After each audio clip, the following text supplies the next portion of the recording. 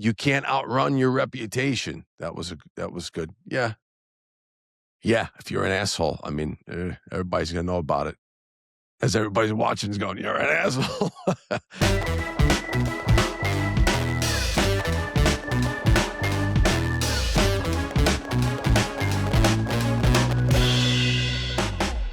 Hey, welcome to the Fatherless Cheat Sheet. I am your host, Andrew, your fatherless friend, your mensch of a mentor-ish, as the kids would say, your mid-mentor.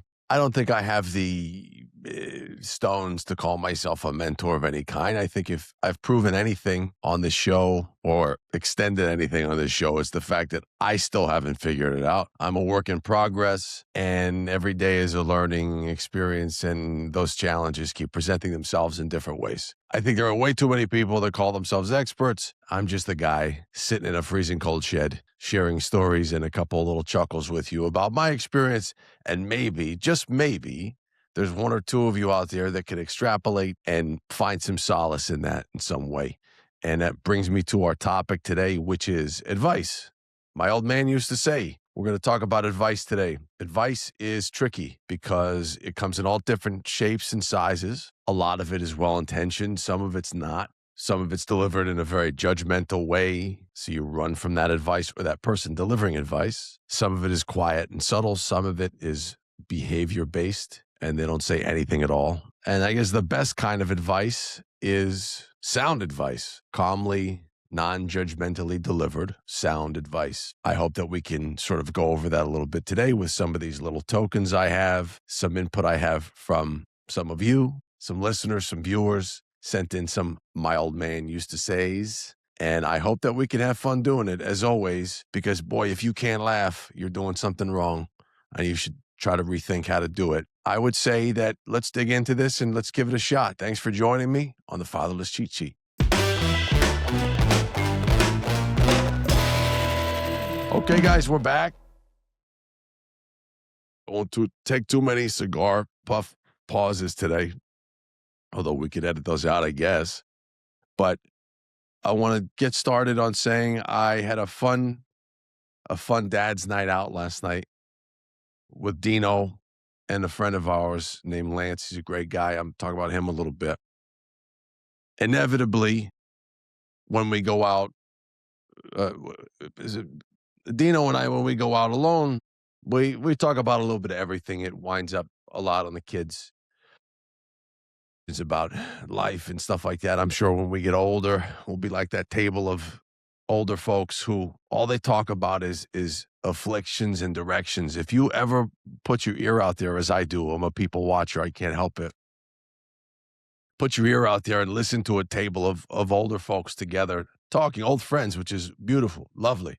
I love when people stay friends and they go out and they're still vital and they're enjoying themselves.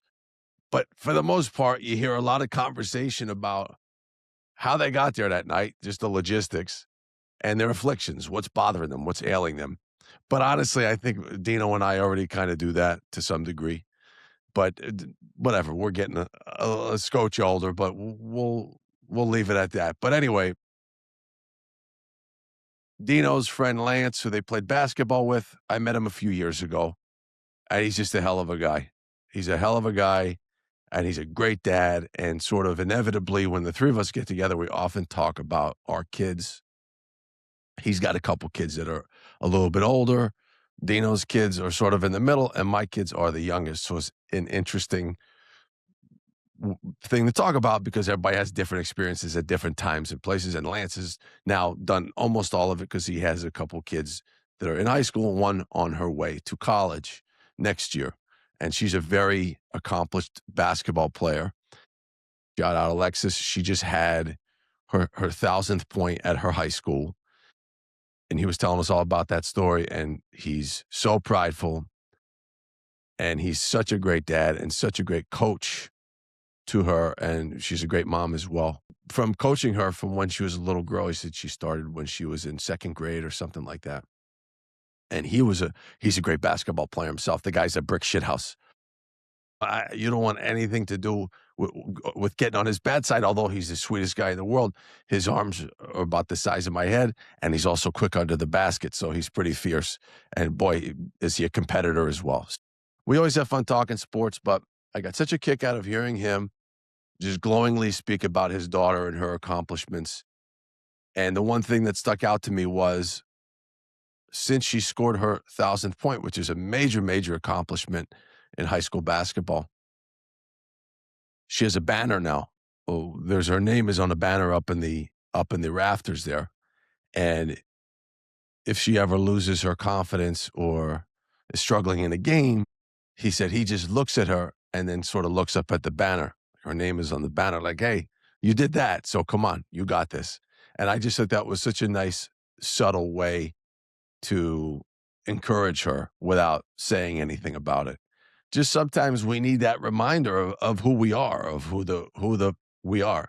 There's a great line in Once Upon a Time in Hollywood when Brad Pitt leans over and says, "You're Rick fucking Dalton. Don't you forget it." And we all need that sometimes.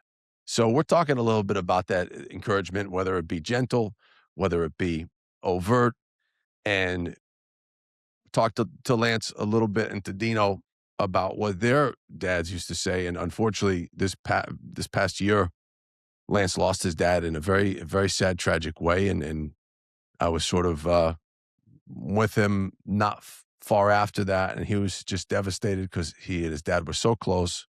And he speaks about him with such reverence. And I'm just, sort of enamored by his relationship with his dad and his brother, of course. And I asked Lance, I said, well, what's something he used to say to you?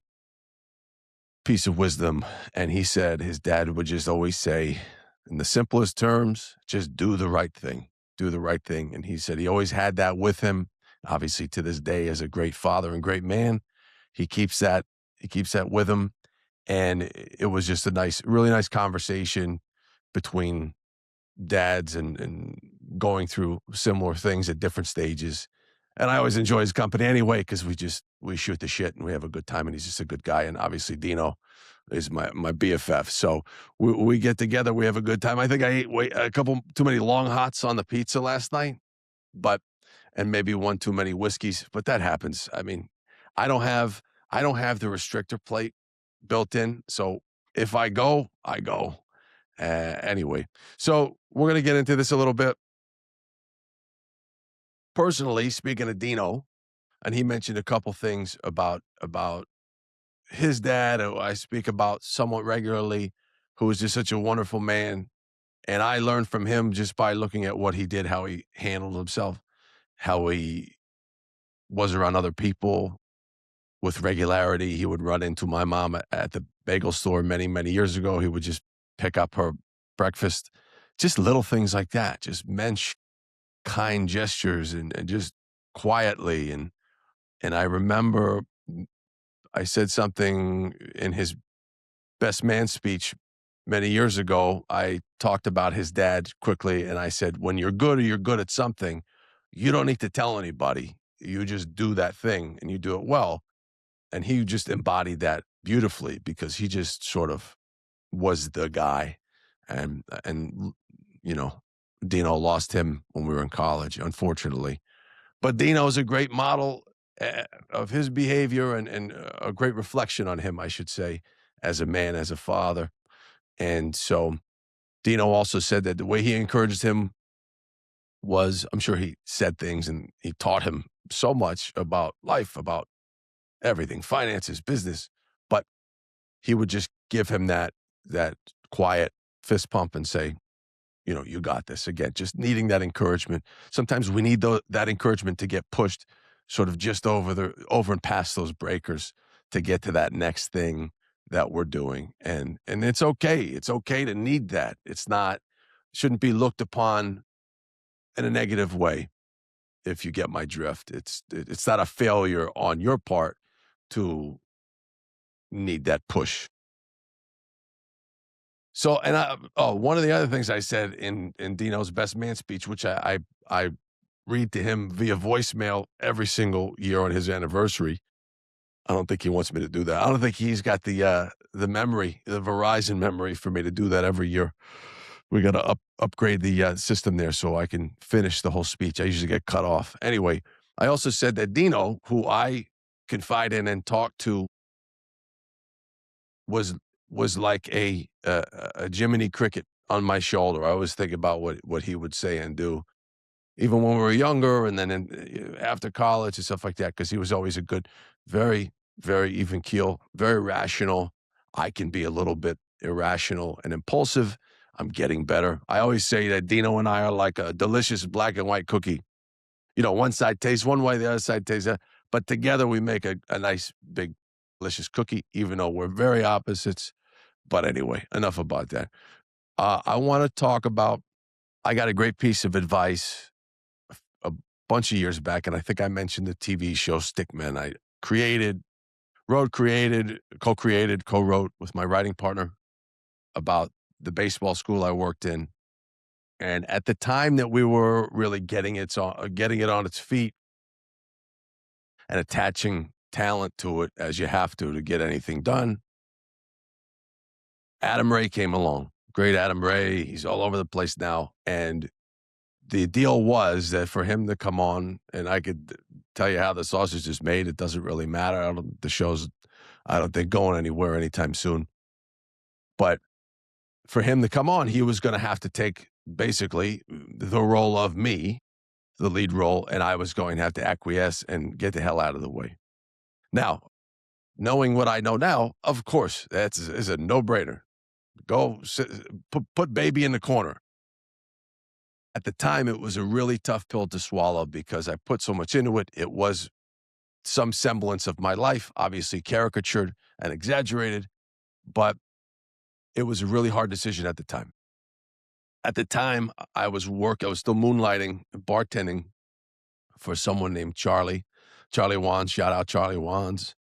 He was a bench coach for the Yankees dynasty. So he's got 5 World Series rings. Now, people may think, well, a bench coach, what does he do? He sits on the bench. No, not exactly. Basically, the bench coach on a major league team is like the consigliere, okay, to the players especially, and to the manager and the other coaches as well. You make sure the waters are calm. And Charlie is, again, so even keel, so calm, extremely thoughtful in his tactics and his strategies. And I was working for Charlie at the time. So it's no wonder that he was a bench coach on a dynasty of a Yankees team. Now, they were a damn good team as well. You can see how his counsel meant so much. And this situation came up where I had to give up this role, and it was really a tough thing for me to do. And I was bartending for him at the time. It's a while back, and I sat down in his office with him. I remember the conversation, and he's like, "What's what's wrong? What's your problem?" Because I was always upbeat, and I wasn't sort of mooking around or grumpy. I was just a little quiet. And when I get quiet, you have to worry. Just ask my wife and everybody else around me. And I told him the situation, and he just said, "Hey, you got to get out of the way of the train." And at that moment that he shared that, it just clicked in my head, and then off we went. And that conversation was so meaningful to me and resonated so much and sort of cleared a bunch of junk out of my head and said, yeah, however the hell this thing has to get done, just get it done. And how it got done was Adam Ray came on. He wound up being fantastic in the pilot. He was great. He was a great guy. We had good chemistry. I wound up playing basically his best buddy in the show, and I had some great scenes with him and a great experience. And it was much better because he was in it. And if I dug in, we wouldn't even have gotten to the pilot, to make the pilot at all. So I could thank Charlie for that counsel and for that conversation, because, again, you do need that. Sometimes you do need people to lean in and just, even though it's so obvious and it can be so simple, you just need someone to say, just get out of the way. It'll be fine. It'll work itself out, which is always the case. 95% of the time, usually works itself out. Certainly the way it's supposed to. So anyway, that was just a quick one, a quick story, because I have a few, as you know. But I want to talk about some sort of basic ones, basic things that fathers would share with their children. Take responsibility for your actions. Work hard, even when no one's watching. That's when it's important to work hard, right? Treat people with respect, especially those who can't do anything for you. That's a good one. I feel like we live in a society of opportunism. I think everybody's always looking for the reciprocation. So it's nice when you find someone who just kind of does something because they're a decent human. Doesn't happen too often, but it's nice when it does. Choose your friends carefully, of course. Keep your word, very important. Learn how to handle money. Don't be afraid to fail. That's a big one for all of us. I think everybody's got a little bit of that fear. Talk about that in a little bit. Stand up for yourself, but don't be a jerk. That's a good one. That's one that I talk about a lot. It took me a while in my life to be able to stand up for myself. And sometimes I would go over the top and overcompensate and be that jerk in whatever that way was and make those sort of stupid decisions because I couldn't calibrate that thing. I didn't have the wherewithal to regulate those emotions, but as you get older, it does get a little bit easier. Take care of your body. I try to do that as I'm sitting here with a cigar I can't light and a vodka on the rocks. Um, be a good man before trying to be a successful one. Yeah, I mean, yeah, you don't want to step over people, and I guess that means how do you do it? Be careful how you do pursue your ambitions. I guess that's sums that one up. So that's just like it's a general list of things, obvious ones. Said I got a mouse here. I think I'm so smart with my Bluetooth mouse. Those are general things. Now, I want to thank everybody who did send in my old man used to says. We got a lot of good ones here. And the first one I'm going to go real quick back to Lance for a second. Do the right thing. His dad would say to him all the time before he'd leave the house. And, he kind of shared with me that he would face certain challenges living up in our area when he was in high school. And I was very sort of sympathetic to that. And it was a unique situation. And, um, I appreciated him sharing that with me. And his dad would just say, "Hey, when you go out, do the right thing, be a good man." And he would keep that with him. So, um, you can't outrun your reputation. That was good. Yeah. Yeah. If you're an asshole, I mean, everybody's going to know about it. As everybody's watching is going, "You're an asshole." Make good choices. That's okay. Yeah. That was a line with do the right thing. Make good choices as best you can. This one just makes me laugh. It makes me laugh. This was a YouTube submission. You ready for this one? You can't argue with crazy and you can't fix stupid. Just cut the cord and move on. You'll be all better for it and you'll lose nothing in the end. Amen. Thank you for sending that in on YouTube. I'm not going to mention any handles or anything because I don't know.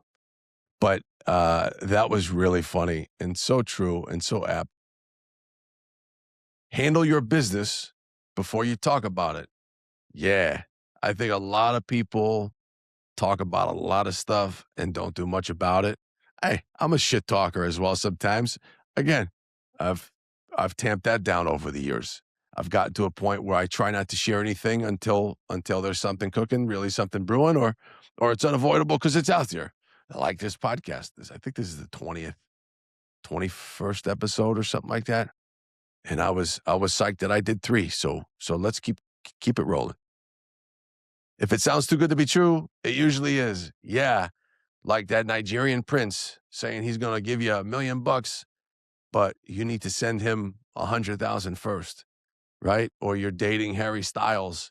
You're not dating Harry Styles. Stop Venmoing Harry Styles $77 at a time. I know loneliness is very difficult, and I'm very empathetic and sympathetic to that, but we have to wise up sometimes. That was a digression. This is good too. You got to be strong, so when life kicks you in the nuts, you can kick it back in the nuts. That is a direct quote from YouTube. Thank you, YouTube user, for that one. Absolutely, because life will kick you directly in the junk over and over and over again. And then when that pain and vomiting feeling subsides, it will kick you again. So thank you for that one. This was a good one. And I don't know why. I guess it's because it's a father to son. We're talking about that part of the body, the anatomy. It just said, how about I share one of the funniest things he said? Whenever something went wrong, he was amused about it. He said, well, if that don't frost your bag, as I'm frosting mine in a freezing cold shed right now, as we're approaching a snowfall apocalypse. I hope everybody out there gets through this thing. I think by the time this episode's out, hopefully we're all through it and everyone's okay, especially down south with the ice and the whole thing. But anyway, that was really funny. Doesn't that frost your bag? I'm going to use that one. This one was really sad. Someone just said he died when I was 7. I'm sure he told me he loved me. I don't remember though. God damn, if that doesn't sort of, they took the time to write that, and I appreciate it. That's just sad. It's just, but this stuff happens. Oh, last one. Shout out CJ. Used to give him lessons. What an awesome kid, great family. And I knew his dad. I know his dad. He's still with us, but I just haven't seen them in a long time. But anyway, tough times don't last. Tough people do. Absolutely. And I know his dad is a great man. His mom is wonderful. And CJ is a good kid. He's a kid's competing with him for jobs right now, but they grow up fast. So those are just some, my old man used to say, and we're going to have more of those. We'll do this again with that. We'll present them and crowdsource them. I just thought those were fun. And we're going to do a couple top 5s. You know, I love my top 5s. If you're listening, you know, I love my top 5s. We're going to do it. Do it right now. We're going to go right into it. Top 5 advice songs. More insightful, garners wisdom, but top 5 advice songs. Okay. Now, if you're new to the show and you've never listened, these are my lists. They're mine. You're going to say, it doesn't make any sense. Okay. You're probably right. I have to tell you, my wife says I don't make sense a lot of the time. Because I don't, because my mouth just keeps going. I can't, it doesn't work that quickly, that the brain to the mouth to the out. But just bear with me, because maybe you'll have a good time with this one. Top 5 advice songs. Number 5, James Brown, Get Up Off of That Thing.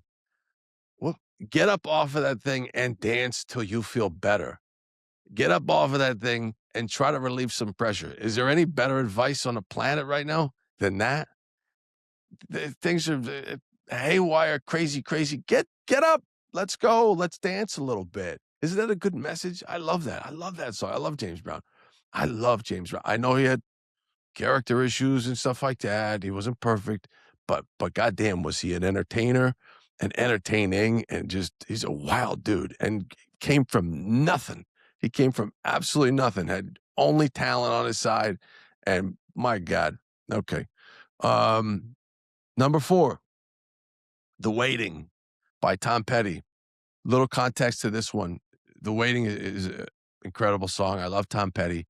And I'm not going to get into how I knew the guy and how that happened, but there was a guy I knew, and his name was John Shea, passed away of pancreatic cancer.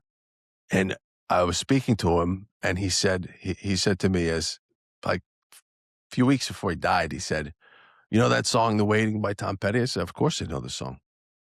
And he said, I always think about that song when I'm waiting for test results.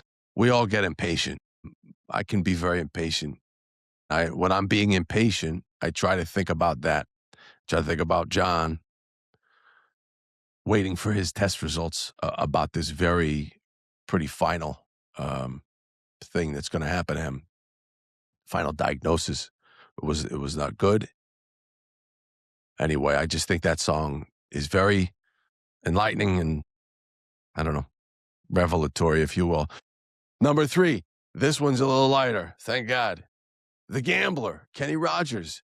Because you know what? You have to know when to hold him and know when to fold him. The video is great. The song's great. The guy's sitting on a train he's sharing the whiskey. It was paints such a picture.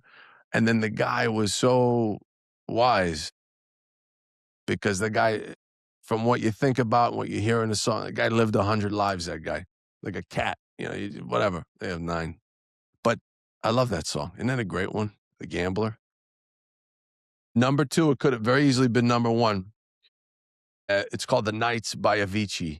And I don't know if you've ever seen the Avicii documentary. It's very good. It's very sad. He was a talented kid, and he died, committed suicide. But it's a really interesting documentary. But this song, it's called The Nights, and it's about basically what his father would say to him about really enjoy your youth, because someday you're going to long for it, and I'll be here for you whenever. If you're having those wild nights and you need me, you call me. Go listen to the song. It's really great and sort of surprising of a house music banger that it could sort of be so poignant and emotional. But I really love that one. And so I usually have to put the Ray-Bans on when that one's on. Or number 1, of course. There he is. Number 1.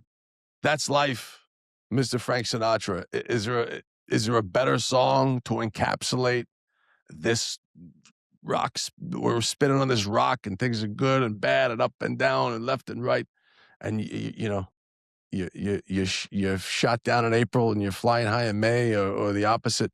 I love that song. I think it's so good and it's so light. And if you can't, when you're getting your teeth kicked in, if you can't kind of go, Jesus Christ, all right. And that kind of, he does it in that song, and nobody does it better than Mr. Sinatra. And anyway, so that's that. So I found that list fun. So check all the songs out. I'm sure you've heard them all. I'm going to go one more top 5 list because I have you. And we're going to go top 5 sort of movie scenes of advice or encouragement. We're going to go number 5 is one of my favorite movies of all time. You're so money. You're so money. You don't even know it. You're like this big bear, Mikey. You're like this big bear with these big fucking teeth. Swingers. Trent is there, and they're trying to encourage their heartbroken friend to go approach the girl at the bar. First of all, like, Mikey, get over it. Just go talk to her. It's fine. It's not that big a deal.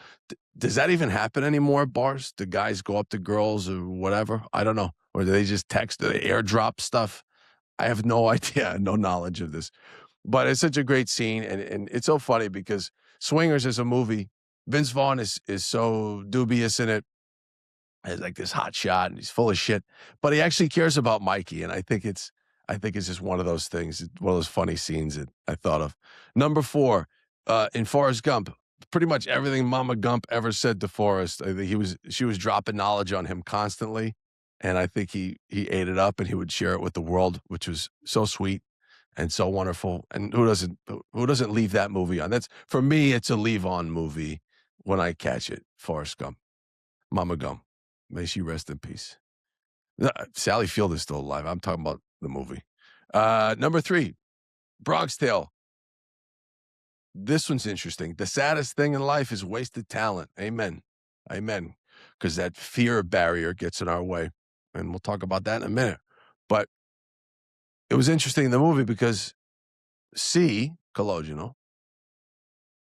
had his father, who was a great man, hardworking guy, would give him advice, but he would also go to Sonny and get advice from him, who was a wayward guy, who was a gangster, who chose that bad path. And he's talking about the saddest thing in life is wasted talent. And he gave him great advice. And I love one of the other things in the movie goes, because the kid was all torn up about Mickey Mantle or the Yankees or something. And he said, "You think Mickey Mantle cares about you?" And I just thought that was great. At the time, it was, watching the movie, Mike Piazza was breaking my heart because he only got one hit. And so I thought to myself, he's right. I don't think Mikey P cares about me. But anyway, love Mikey P. Shout out Mikey P. Number 2, Don Vito Corleone, the Godfather. A man who doesn't spend time with his family can never be a real man. I would say yes. Yeah, I would agree. He also says, friendship is everything.